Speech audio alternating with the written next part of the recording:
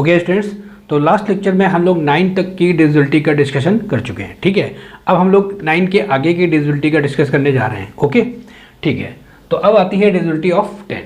ठीक है, a number is divisible by 10 when the number is divisible by 2 and 5 both, और when the last digit of the number is 0। ठीक है, तो 10 की डिविजिबिलिटी ये है कि अगर मान लीजिए आपके पास कोई नंबर है, ठीक है, अगर कोई नंबर है और वो 2 और 5 मीन्स 2 and 5 दोनों से अगर डिविजिबल है तो वो नंबर 10 से यानी कि 10 से डिविजिबल होगी। ठीक है, a number is divisible by 10 when the number is divisible by 2 and 5 both.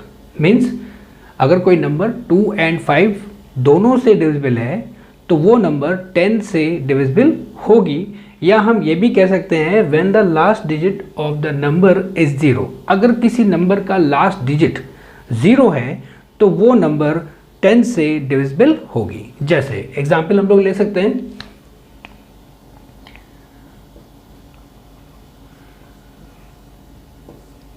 जैसे 5490। ठीक है, अब देखिए 2 की डिविजिबिलिटी क्या होती थी? 2 की डिविजिबिलिटी होती है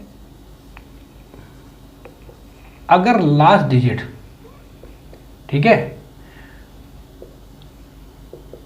किसी भी नंबर का अगर लास्ट डिजिट 0 हो या 2 हो या 4 हो या 6 हो या 8 हो, किसी भी नंबर का लास्ट डिजिट 0 हो, 2 हो, 4 हो, 6 हो, तो वो नंबर 2 से यानी कि 2 से पूरी तरह से डिविजिबल होगी। देखिए यहाँ पे लास्ट डिजिट क्या है? 0 है, इसका मतलब ये नंबर जो है 2 से पूरी तरह डिविजिबल होगी। ओके, और 5 की डिविजिबिलिटी क्या है? 5 की डिविजिबिलिटी होती है लास्ट डिजिट 0 हो या 5 हो। ओके, तो देखिए यहाँ पे लास्ट डिजिट 0 है यानी कि ये नंबर 5 से भी पूरी तरह डिविजिबल है। अब देखिए ये नंबर 2 से भी डिविजिबल है यानी कि 2 से भी डिविजिबल है और 5 से भी डिविजिबल है। इसका मतलब ये हो गया that means 5490 is divisible by 10। ठीक है, ओके, वैसे भी कोई नंबर अगर 2 से डिविजिबल है और 5 से भी डिविजिबल है तो उनके मल्टीप्लिकेशन यानी कि 2 into 5 इक्वल टू 10, तो वो नंबर 10 से भी डिविजिबल होगी। क्लियर? अब 10 की डिविजिबिलिटी में हम ये भी चेक कर सकते हैं कि किसी नंबर की 10 की डिविजिबिलिटी क्या होगी। किसी नंबर में अगर कोई नंबर 10 से डिविजिबल है तो वो क्यों और कैसे हो सकती है, अगर हम उस नंबर का सिर्फ लास्ट डिजिट चेक कर लें दिस, तो ये भी कह सकते हैं when the last digit of the number is 0। अगर किसी नंबर का लास्ट डिजिट 0 है, अंतिम अंक 0 है, तो वो नंबर 10 से यानी कि 10 से डिविजिबल होगी। और यहाँ पे देखिए इस नंबर का लास्ट डिजिट क्या है? 0 है, इसका मतलब ये नंबर 10 से डिविजिबल होगी, 10 से यानी कि डिविजिबल होगी। क्लियर? आगे समझ में? और 2 into 5, ठीक, अगर कोई नंबर 2 से डिविजिबल है और कोई नंबर, वही नंबर अगर 5 से भी डिविजिबल है, या हम ये कह सकते हैं कि कोई नंबर 2 and 5 दोनों से डिविजिबल है, तो वही नंबर उनके मल्टीप्लिकेशन यानी 2 into 5 इक्वल टू 10 से भी डिविजिबल होगी। क्लियर? आगे समझ में? ठीक है, अब आते हैं हम लोग डिविजिबिलिटी ऑफ 11। ठीक है, अब डिविजिबिलिटी ऑफ 11 क्या होती है? A number is divisible by 11 if the difference between the sum of its digits at odd places and the sum of its digits at even places is either 0 और a number divisible by 11। ठीक है, means अगर आपके पास कोई number है, मान लेते हैं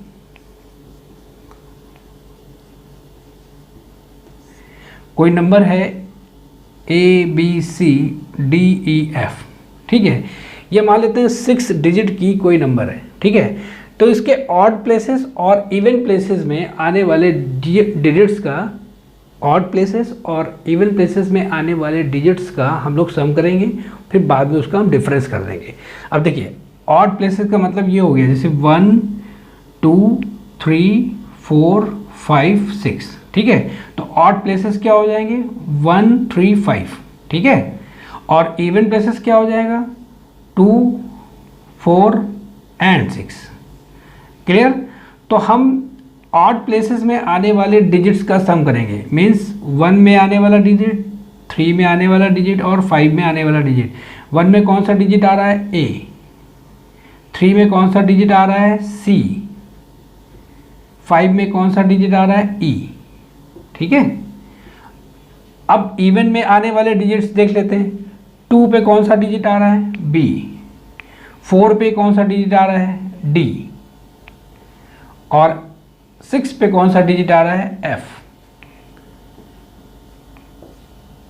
ठीक है। देखिए a number is divisible by 11, कोई नंबर 11 से तब डिविजिबल होगी if the difference between the sum of its digit at odd places and the sum of its digits at even places. तो ऑड प्लेसेस में आने वाले सभी डिजिट्स का हम सम करेंगे और इवन प्लेसेस में आने वाले सभी डिजिट्स का हम सम करेंगे और फिर इन दोनों का हम ले लेंगे डिफरेंस, ठीक है। इसका हम लोग लेंगे डिफरेंस, और जब डिफरेंस ले लेंगे तो इसका मतलब यहाँ पे आना चाहिए या तो 0 आ जाए, या फिर आप यहाँ पे हम देख सकते हैं अगर मल्टीपल ऑफ 11 आ जाए। मल्टीपल ऑफ 11 का मतलब वो नंबर जो 11 से डिविजिबल होगी, जो 11 से डिविजिबल होगी, 0 आ जाए अथवा मल्टीपल ऑफ 11 आ जाए, ठीक है। अगर ऐसा आता है तो फिर ये नंबर जो होगी वो 11 से डिविजिबल होगी, ओके। जैसे हम लोग इसका एग्जाम्पल देख सकते हैं, ठीक है। चलिए एग्जाम्पल देखते हैं हम लोग 2 3 4 1 5 7। क्या ये नंबर 11 से डिविजिबल है?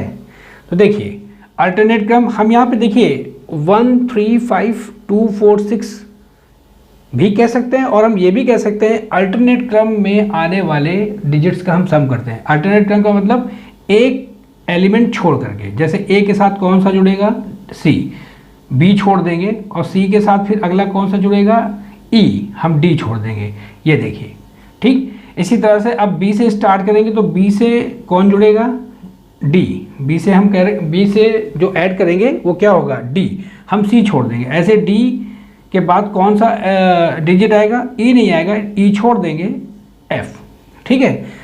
B plus D plus F, clear. तो अब देखिए यहाँ पे हम ले लेंगे 2 के साथ 4 ले लेंगे और 4 के साथ 5, एक डिजिट छोड़ के चलेंगे। तो यहाँ पे आपका आ जाएगा 2 प्लस 4 प्लस 5। अब 2 तो हमने ले लिया, 3 लेंगे, 3 के साथ 1 ले लेंगे और 1 के साथ 7 ले लेंगे, एक डिजिट छोड़ देंगे। तो यहाँ पे लेंगे हम 3, फिर लेंगे 1, फिर लेंगे हम 7, और इन दोनों का हम डिफरेंस लेंगे, ठीक है। कितना आएगा 5 प्लस 4 9 प्लस 2 11, ठीक है।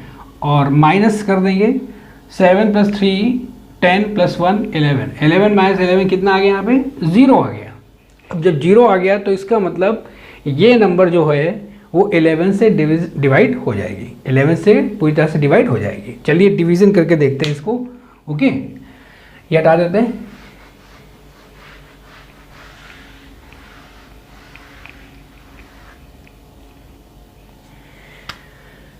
इलेवन का हम लोग डिवाइड करते हैं 2 3 4 1 5 7, ठीक है। तो 11 2 जा 22, 3 में से 2 जाएगा 1 आएगा, फिर हम 4 ले लेंगे, 11 बन जाए 11, 4 में से 1 गया 3 आ गया। अब कि हम 1 ले लेंगे, 11 2 जा 22, ठीक है। यहाँ पे आएगा आपका 9, इस बार हम 5 ले लेंगे, तो 11 8 जो आपका आएगा 88, यहाँ पे बचेगा 7, 15 में से 8 जाएगा 7, फिर अब हम 7 को ले लेंगे, ठीक है। तो 11 7 जा 77, और ये देखिए ये पूरा कट गया, यहाँ पे आ गया आपका 0। ओके, अब देखिए ये क्वोशंट है, क्वोशंट इंटीजर आ जाए और ये है आपका रिमाइंडर, और रिमाइंडर बराबर 0 आ जाए। क्वोशंट इंटीजर हो और रिमाइंडर 0 हो तो हम कह सकते हैं कि यहाँ पे ये जो नंबर दी हुई है वो 11 से पूरी तरह डिविजिबल है, ठीक है। तो ये नंबर 11 से डिविजिबल है। क्लियर, आगे समझ में? ठीक, चलिए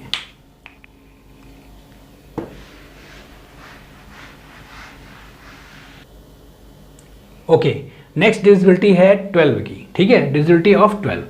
तो इसकी डिविजिबिलिटी क्या होती है 12 की, चलिए देखते हैं। अ number is divisible by 12 when the number is divisible by 3 and 4 both. अगर कोई नंबर 3 and 4 दोनों से डिविजिबल है तो वो नंबर 12 से डिविजिबल होगी, ठीक है। जैसे इसका हम लोग एग्जांपल लेते हैं, 5 7 1 2, ठीक है, 5 7 1 2 ये 3 और 4 से डिविजिबल है, ये चेक करते हैं, ठीक है। अब देखिए 3 की डिविजिबिलिटी क्या थी, 3 की डिविजिबिलिटी थी sum of the digits of number, ठीक है, sum of digits of number is divisible by 3। अगर कोई संख्या 3 से डिविजिबल है तो हम कैसे चेक करेंगे, उस नंबर के यानी उस संख्या के सभी डिजिट्स का हम सम करेंगे। अगर वो सम 3 से डिविजिबल हो जाता है तो फिर वो नंबर भी 3 से डिविजिबल होगी। यहाँ पे देखिए 5 7 1 2 है, तो 5 + 7 + 1 + 2, इस नंबर के सभी डिजिट्स को हम सम करते हैं, ठीक है, सभी अंकों का हम योग करते हैं, तो कितना आ जाएगा ये 5 + 7 आपका 12 + 1 13, 13 + 2 15, और 15 जो होता है ये 3 से डिविजिबल है, इज डिविजिबल बाई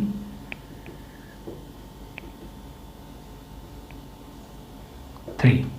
ओके, और 4 की डिविजिबिलिटी क्या होती थी, 4 की डिविजिबिलिटी 4 की डिविजिबिलिटी ये होती थी last 2 digits, last 2 digits of the number. किसी भी नंबर के लास्ट के 2 डिजिट लेते हैं और उनसे जो नंबर बनती है उसमें हम 4 का डिवीजन करते हैं। अगर वो 4 से पूरी तरह डिविजिबल हो जाएगा तो हम कह सकते हैं कि वो नंबर भी 4 से डिविजिबल होगी। यहाँ पे लास्ट 2 डिजिट क्या है आपके 12, last 2 digits of the number is divisible by 4।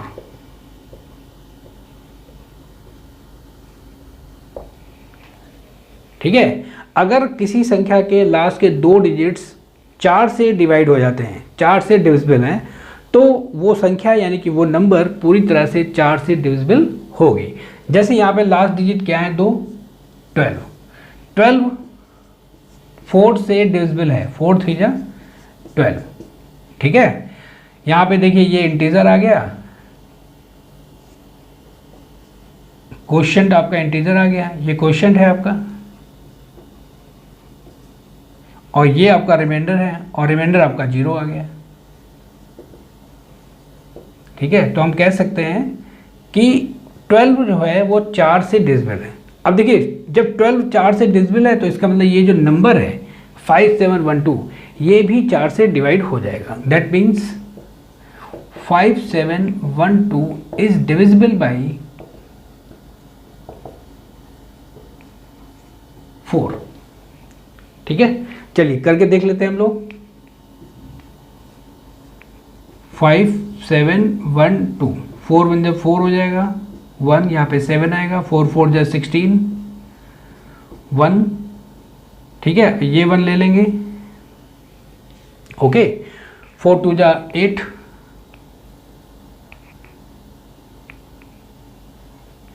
यहाँ पे 3 आ जाएगा, फिर हम 2 यहाँ से 2 ले लेंगे, ठीक है, तो 4 8 जा 32, ओके। तो ये आपका देखिए इंटीजर आ गया, क्वोशिएंट आपका इंटीजर हो गया और रिमाइंडर आपका 0 हो गया।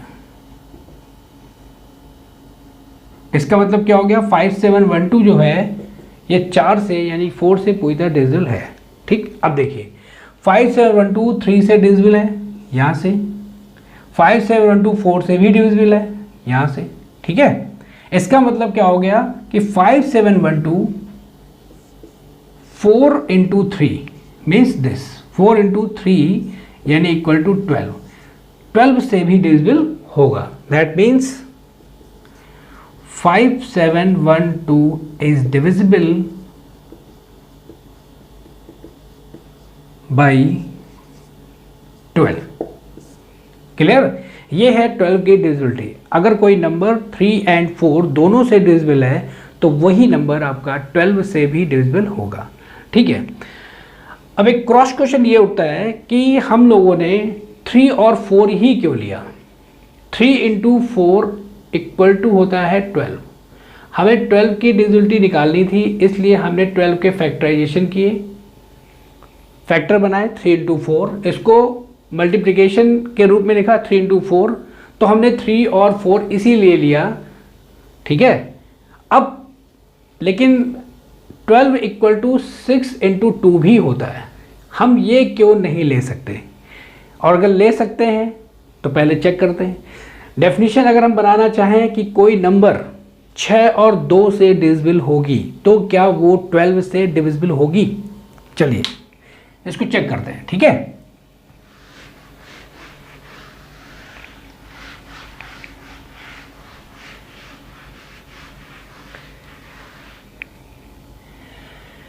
हम लोग ये डेफिनेशन बनाते हैं, 12 को अगर हम लिखते हैं 3 इंटू 4, तो हमने इसकी डेफिनेशन तो बना दी, व्हेन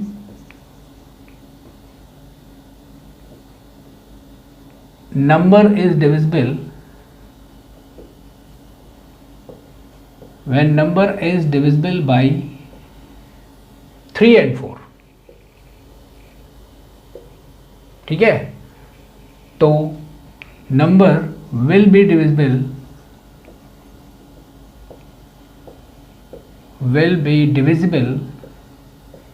बाई 12, ठीक। लेकिन 12 को ही हम लिख सकते हैं 6 इंटू 2, तो क्या यह डेफिनेशन हो सकती है डिविजिबिलिटी ऑफ 12 चेक करने का? क्या यह तरीका भी हो सकता है कि when number is divisible by 6 and 2, then number will be divisible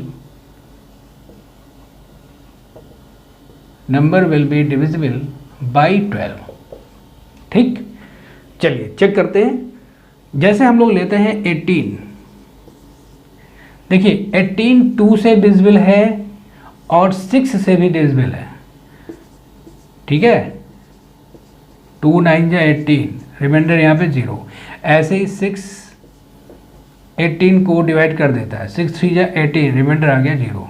but अगर हम 12 से भाग करें, डिवाइड करें 18 को, अगर हम 12 से डिवाइड करें 18 को, तो 12 1 जा 12, रिमाइंडर आया 6।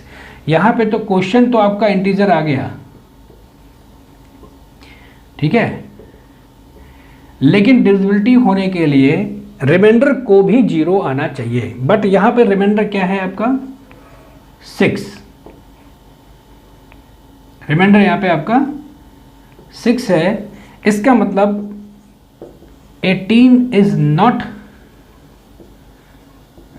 डिविजिबल बाई 12, ठीक है, यानी कि 18 12 से डिविजिबल नहीं है। तो इसका मतलब यह डेफिनेशन हमारी रॉन्ग हो गई। गलत हो गई। ठीक है, इसका मतलब अब हम ये नहीं कह सकते कि अगर कोई नंबर 6 एंड 2 दोनों से डिविजिबल होगा तो वो नंबर 12 से डिविजिबल होगी, तो ये गलत हो जाएगा। ठीक है, ओके, तो ये डेफिनेशन आपकी गलत है। When number is divisible by 6 and 2 then number will be divisible by 12। ठीक, अब ये गलत क्यों हुआ? ठीक है, जरा इसको चेक करते हैं।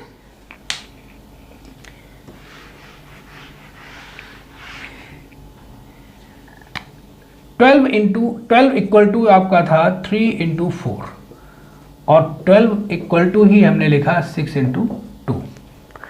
ये जो फैक्टर किए हैं हम लोगों ने, ये हैं आपके कोप्राइम फैक्टर।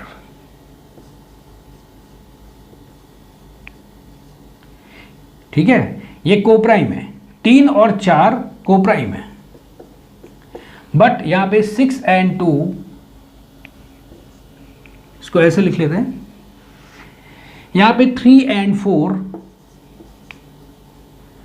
Are coprime. ठीक है, यहां पे 6 एंड 2 आर नॉट कोप्राइम। अब बात आती है कोप्राइम क्या होता है। हालांकि हम लोग पढ़ चुके हैं, लेकिन एक बार हम फिर से डिस्कस कर लेते हैं। ठीक है, कोप्राइम क्या होता है, कोप्राइम्स नंबर क्या होती है। ठीक है,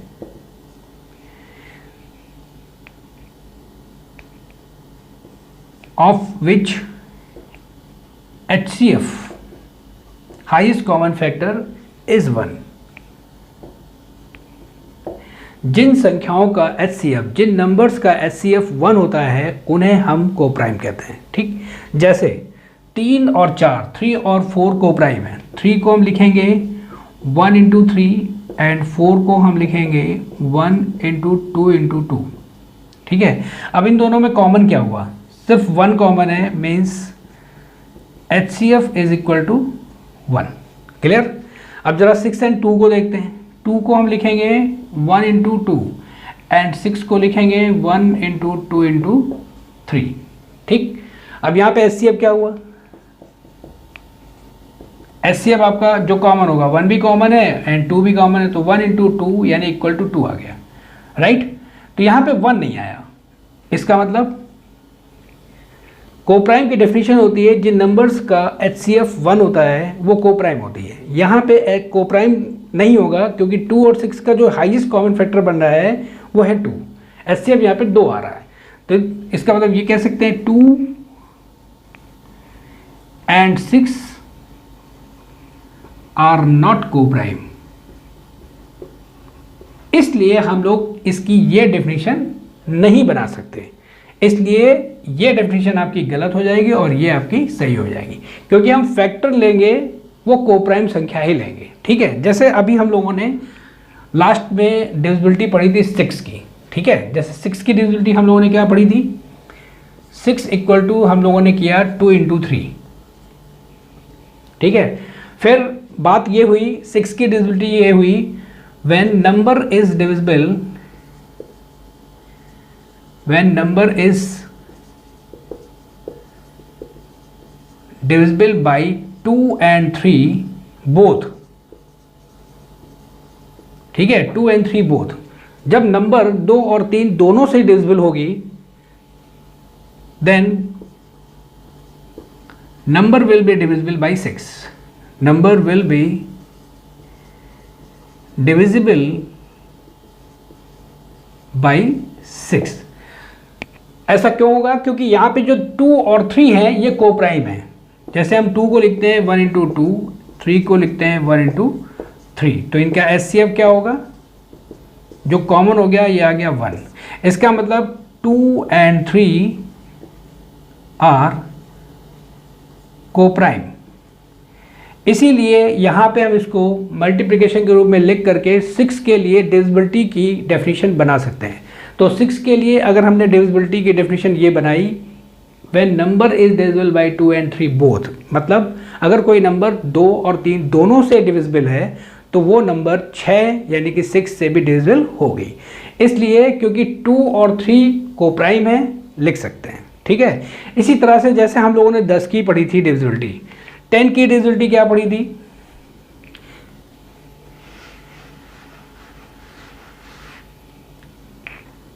10 को हम लोगों ने क्या लिखा, 5 इंटू 2, ठीक है, 5 इंटू 2। और यहाँ पे देखिए 2 इक्वल टू हम लिख सकते हैं 1 इंटू 2 एंड 5 इक्वल टू लिख सकते हैं 1 इंटू 5। यहाँ पे इनका HCF क्या आया, कॉमन 1।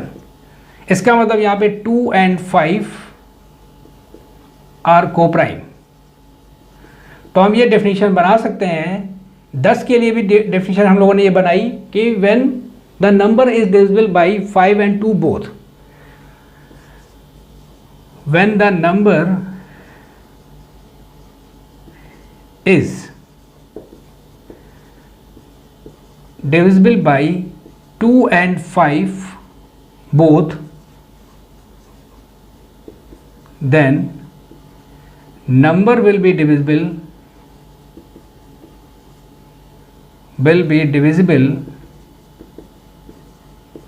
by 10, यानी वो नंबर 10 से भी डिविजिबल होगी। इसलिए 10 की डिविजिबिलिटी आराम से कह सकते हैं, क्योंकि यहाँ पे 2 एंड 5 भी आपका कोप्राइम नंबर है। क्लियर, आगे समझ में। तो डिविजिबिलिटी ऑफ 12 में हम 3 इंटू 4 ले करके चेक कर सकते हैं, बट 6 इंटू 2 यानी कि 6 एंड 2 से 12 की डिविजिबिलिटी हम चेक नहीं कर सकते। मतलब हम ये कह सकते हैं कि ये ज़रूरी नहीं है कि जो नंबर 6 और 2 दोनों से डिविजिबल हो वो 12 से डिविजिबल हो, ये ज़रूरी नहीं है। ओके, जैसे एक एग्जांपल हम लोगों ने देख ही लिया, 18 जो था वो 2 और 6 से तो डिविजिबल है, बट 12 से डिविजिबल नहीं है। वो इसलिए नहीं हो रहा है क्योंकि 2 एंड 6 यानी कि 6 एंड 2 आर नॉट कोप्राइम, इनका HCF 2 आ रहा है। ठीक है, आगे समझ में। ठीक है, तो फिर आज के लिए हम लोग इतना ही रखते हैं। ओके।